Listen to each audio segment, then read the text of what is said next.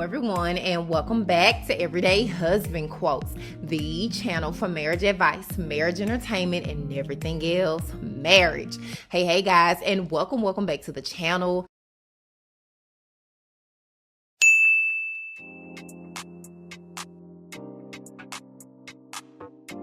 Episode, I guess, kicked off and so it kicked off with, from the last episode, AJ sending me home.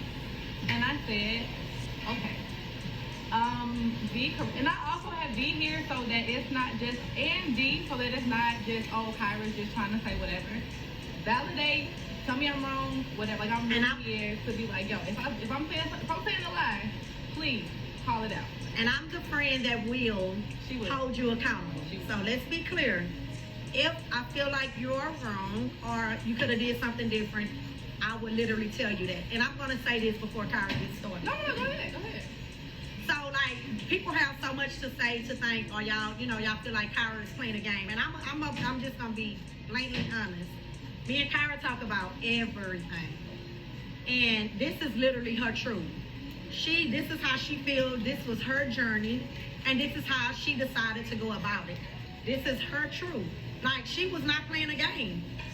And literally, no, not at all, because she would have taught me that. And in fact, before I walked into that conversation with AJ, we were at the ranch. We were all in our separate rooms. And I called D. And I said, D, I'm going home today.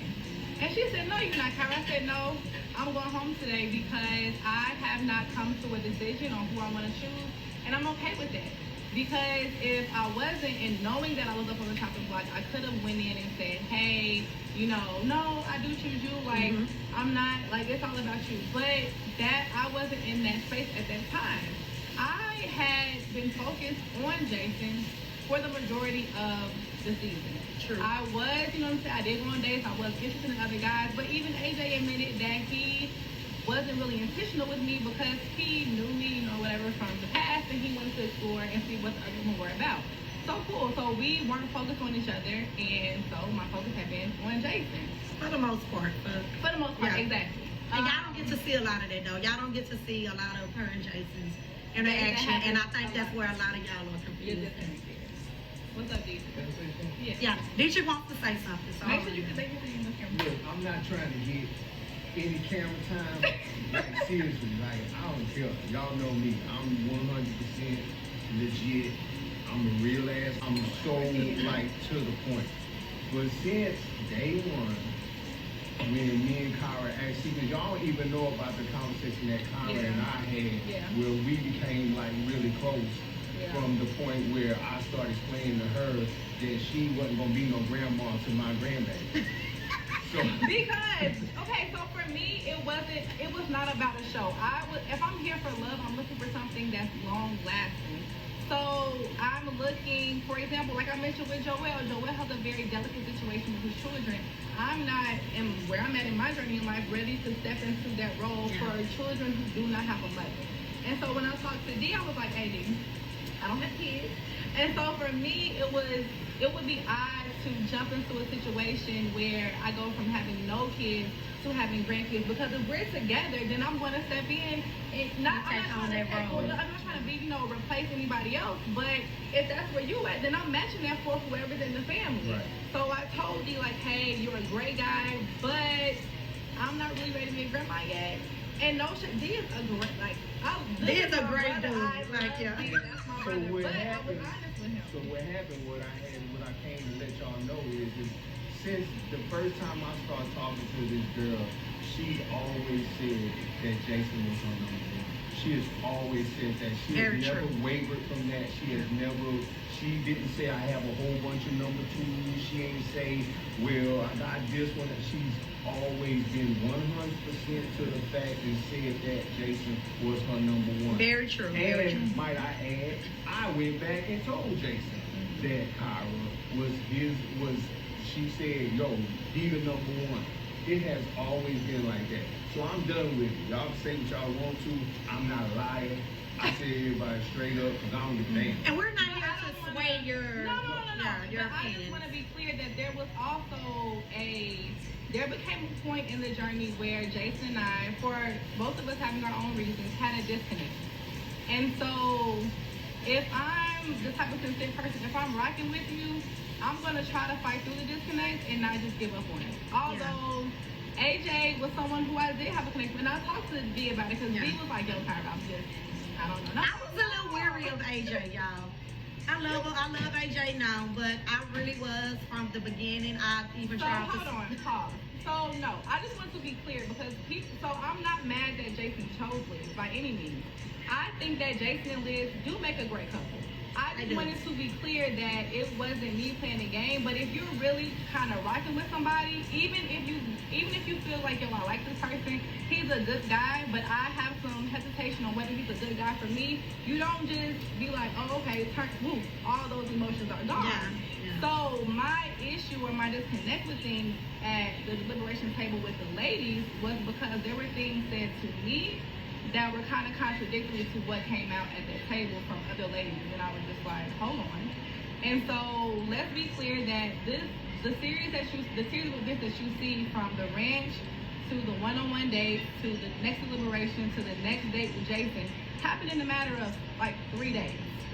So I am being honest and sincere. I'm trying to work emotionally through all that's happening and realizing, no, for sure, that situation is there, because there is a date that y'all don't see on camera that Jason and I went on before the ladies' deliberation, and we cleared the air. It was cool. Matter of fact, I went into that date asking production, why am I here?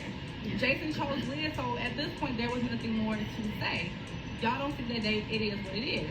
When we get to the deliberation table and I hear that Jason says that, you know, you were disingenuous and he made up his mind weeks ago, if that was something that you know from what was said to you to not be true, I'm sure you're going to have a problem too. And my laughter, I've said this time and time again, I even said it as soon as I got a chance to talk. My laughter was not at Liz. My laughter was as a woman feeling like I've been honest with someone, and to hear something contrary to what's been said to me, I feel like I was played. That was why I laughed, because in that moment I was like, this is a joke.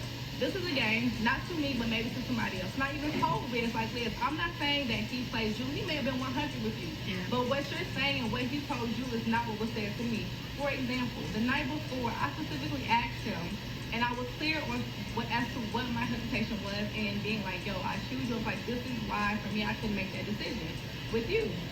And we were cool. And I said, have I done anything that was disingenuous, or do you feel that way about me? He said, no, not at all. So when I hear that come out of Liz's mouth, I was just like, yo, I just asked dude last night and he said no, so what is really going on? And then... It's not because she felt stupid, forever loyal. I don't never feel stupid if I'm being honest. But if I felt played, that's a different scenario. Someone asked, do I feel like I was stupid in that moment? No, because I was honest, and I'll never regret being honest and sincere with somebody. I felt like in that moment, like, is this a game or a joke? Because the two stories that my experience and what someone is saying about me or someone that I've dealt with is not adding up. And so she went on to say that he made up his mind weeks ago, and I'm just like, well, weeks ago, we kicked it to Valentine's Day weekend, not overnight. We hung out on Saturday, we hung out on Sunday. So I'm just like, well, when did you change your mind? And if you changed your mind that long ago, why drag me along and even continue to be a factor? But he says that he hadn't had a after the fact. Yeah. After so y'all seen that, but after the fact. Yeah. And so, furthermore, the morning of the deliberation, there was some miscommunication, because I did receive a text that said to me, do something. So if you go into deliberation and somebody tells you do something, you kind of like, what? Like, maybe kind of look what sideways. What am I supposed to, like, you made up your mind, I made a mind. What are you even talking about? So I did not reply, because to me it was foolish. But at the table, when I feel like I'm being made a fool of, I didn't bring it up to Liz because it wasn't about Liz. Again, my issue was not with her. If I receive something from somebody else, that's the issue. I'm going to address it with that person. Also, I feel like Liz was on cloud 9. I'm not going to bust that for Who are you to shut down her and like feelings of how she was feeling at that moment? Exactly. And like she I was said on to cloud her, that it was... Like I said to her in that moment, it may not have been about him playing you, but I feel like I was playing. So that was my issue to address with Jason.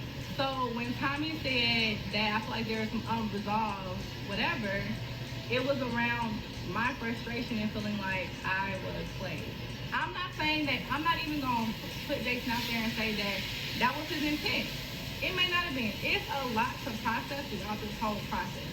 I'm just saying how I internalized it.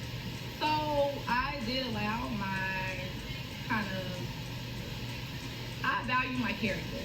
And for it to be this rumor going on that Kyra was disingenuous from somebody who I know I was upfront with, it really touched me.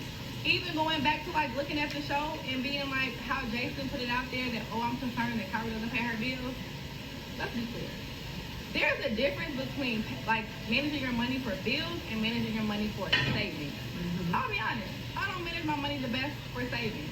And I told him that and I was transparent. That is a lot of people that don't, and that's not nothing for you to have to. But if I'm dating you seriously, and I see this potentially going in the long run, I'm going to tell you what my weaknesses are. So I had told Jason that well before that episode with the ex.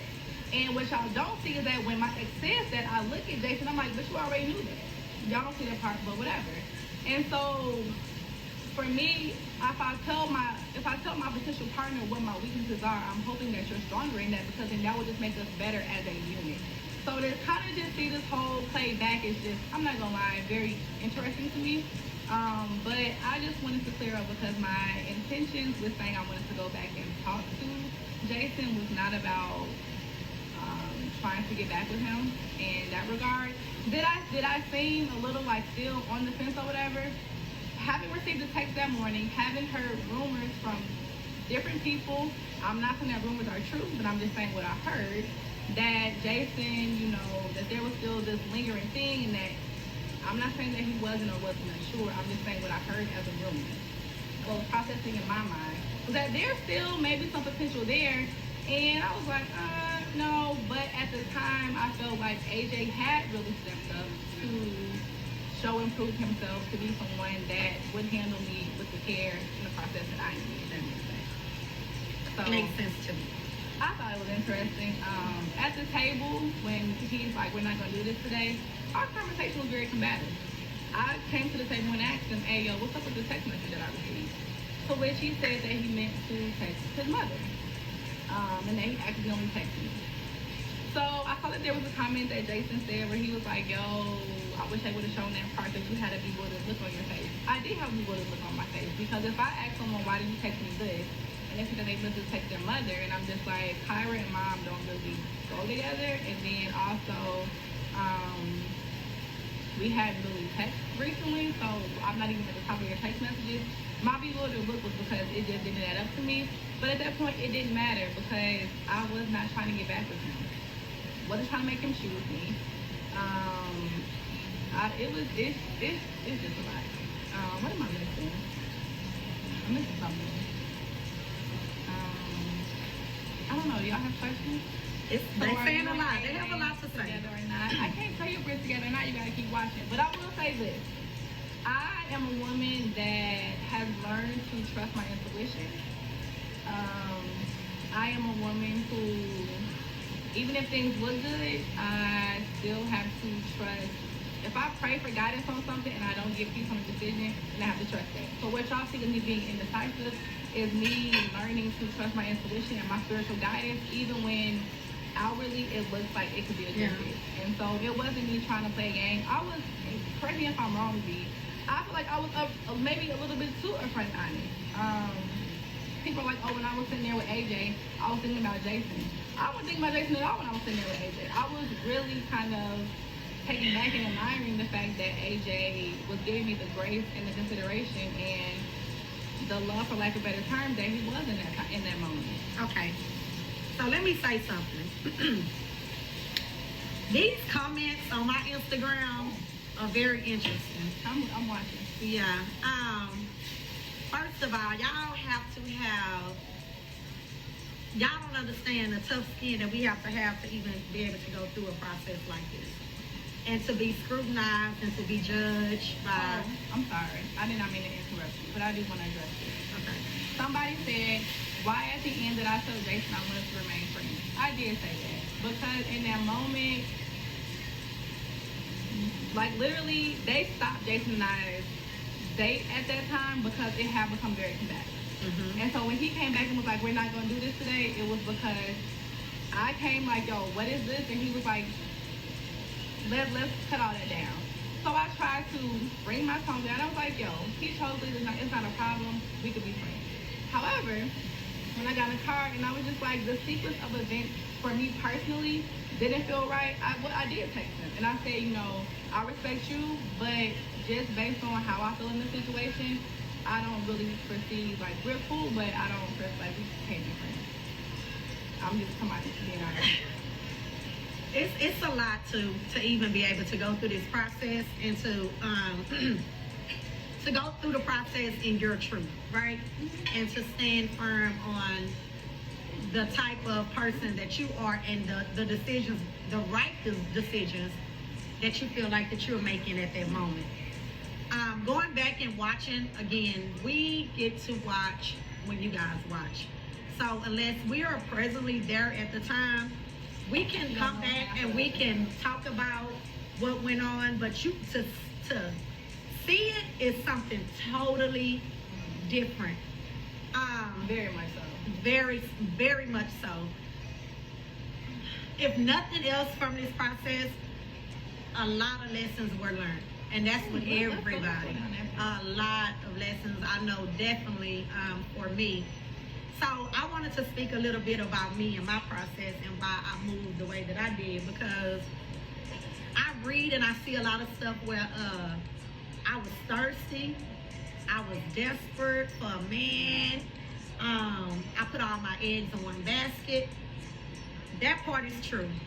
But let me tell you a little bit about me. Let's be clear. You were not desperate. No, not desperate. My eggs in one basket, absolutely. What? You just said that. Well, all my eggs wasn't in one basket. Me and Dietrich did have a connection from the very beginning. We did, but then you was focused on Stacy. Say, You weren't focused on Stickaloon. you know what? You can say what you want. You was focused on Stacy. Girl. So anywho, my focus, so geared with Joelle. If you know me before like I was ever on a TV show or whatever, I've only been single for 3 years. When I date one, like when I'm in a committed relationship, I'm in a relationship with that one person. When I date multiple men at one time.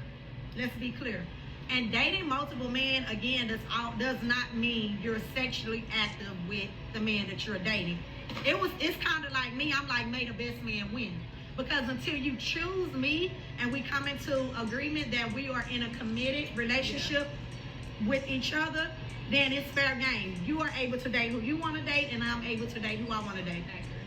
When I started this process, again, I came into this situation with a clear slate, clean, meaning I was not dating anybody. I was not involved with anybody. I was not sexually active with anybody. I cut off anything. I cut off everything.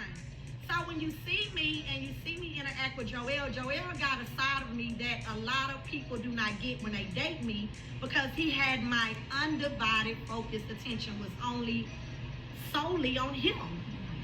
He chose to go through the process the way that the process goes. Yes, I chose to go through it the way that I went because I didn't see fit with any other man out besides D, but D had already gone home. And the other man, and not to say they wasn't good men or take anything away from them, but a lot of them wanted kids. The fit didn't work. It wasn't a good fit for me as a woman. So, of course, what y'all do not see is Joelle pursued me in the same manner. I don't care what y'all see on camera. Every time he was done with a date, Joelle called me. Before the date, we on the phone. After the date, we on the phone. Before filming, we gonna show up. After filming, we always left together. So don't ever get on here and get it twisted like I was pursuing and with a man that was not pursuing me. Baby, he pursued me in even a more deeper connection than I pursued him. And that's a fact. I'm not naive to a man not wanting me. And when y'all talk about he stood me up, he didn't stand me up. I wasn't at a date when he was filming. When I had left from filming and I left, he really wanted me to wait on him, but I knew he had just gotten there and it'd be a while before he was done. So I told him just call me when he's done because he wanted to go eat. I waited to eat. I came home and fed my kids, yeah, okay. but I didn't eat in reference to waiting on him. And then by 2 or 3 hours had passed when I reached out to him, he was already headed. His friend had left the wallet in his car, so Joel headed over there to see what a wallet was, this and that. But no, he did not communicate that with me. And at that point, yes, I was a little like, well, dang, you didn't call and say that. It wasn't like he stood me up and I just didn't hear from him and we didn't talk. So let me clear that up. And then when it came to the Kyra situation, to where he chose Kyra, I never knew of that. Like, what I did not know and did not see, I didn't know and I didn't see. But that man has always chosen me. Every time we film, I don't care who was around, Joel was right here. Me and Joel did talk on the phone. Dude was tripping that day. I don't know, because even when I found out that he had mentioned my name, I didn't call him. Because I was like, dude was tripping. I don't know what's going on. But Joel was being petty, and he says that. He definitely was just trying to, he was caught up in his feelings, and everybody was choosing Kyra. So he felt that was the thing to do. Did he regret it? I'm sure he did. The problem is, because I was like, I don't want to be in this mess. and the problem is, so people are like, I had no right to be upset. He wasn't my man. We wasn't married.